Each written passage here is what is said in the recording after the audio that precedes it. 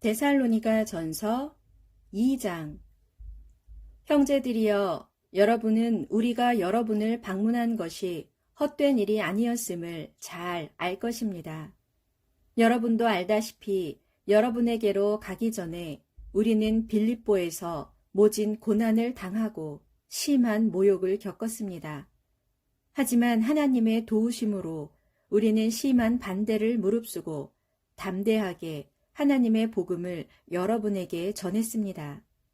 우리의 권면에는 어떠한 불순한 동기나 악한 목적이 없으며 어떠한 속임수도 전혀 없습니다.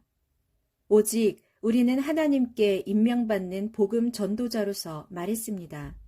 우리가 그렇게 한 것은 우리의 전도가 사람을 기쁘게 하려는 것이 아니라 우리의 마음속 깊은 곳까지도 살펴보시는 하나님을 기쁘시게 해드리려는 것입니다.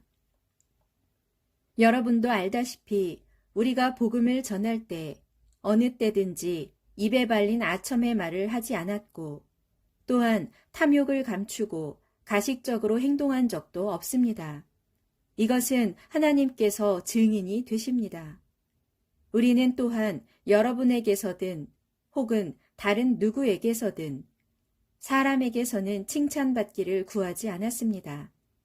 우리는 그리스도인의 사도로서 마땅한 권위를 주장하여 여러분에게 짐을 지워드릴 수도 있었습니다. 하지만 우리는 그렇게 하지 않았고 도리어 자기 자녀를 돌보는 어머니의 심정으로 여러분을 따뜻하고 부드럽게 대했습니다. 우리는 이토록 여러분을 극진히 사랑하여 여러분에게 하나님의 복음을 나누어 주는데 그치지 않고 우리의 목숨까지도 기꺼이 내어줄 정도였습니다. 그것은 참으로 여러분이 우리에게 사랑받는 자들이 되었기 때문입니다. 형제들이여, 우리가 여러분과 함께 있을 때 얼마나 힘든 수고와 고초를 겪었는지 여러분은 기억하고 있을 것입니다. 우리가 여러분에게 하나님의 복음을 전할 때 어느 누구에게도 폐를 끼치거나 짐을 지우지 않게 하기 위해 밤낮으로 땀 흘리며 일했습니다. 또 우리가 믿음의 형제들인 여러분 앞에서 얼마나 경건하고 의롭고 흠없이 처신했는지는 여러분이 증인이고 하나님도 증언하실 것입니다. 여러분도 알다시피 우리는 마치 아버지가 자기의 사랑하는 자녀에게 하듯이 여러분 한 사람 한 사람을 그렇게 대하여 성심껏 격려하고 위로하고 권면했습니다. 그것은 여러분을 부르셔서 자기 나라와 영광에 들어가게 하시는 하나님 앞에서 여러분 각자가 합당하게 살아가도록 하기 위해서입니다. 우리가 하나님께 끊임없이 감사드리는 것은 여러분이 우리에게서 하나님의 말씀을 받을 때에 사람의 말로 받아들이지 아니하고 있는 그대로 실제 하나님의 말씀으로 받아들였다는 사실입니다.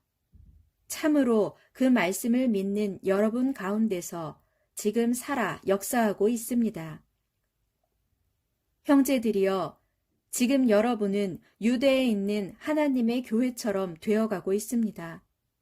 유대인들에게 박해를 받는 그곳의 교회들과 마찬가지로 여러분도 여러분의 동족들에게서 똑같이 고난을 당하고 있기 때문입니다.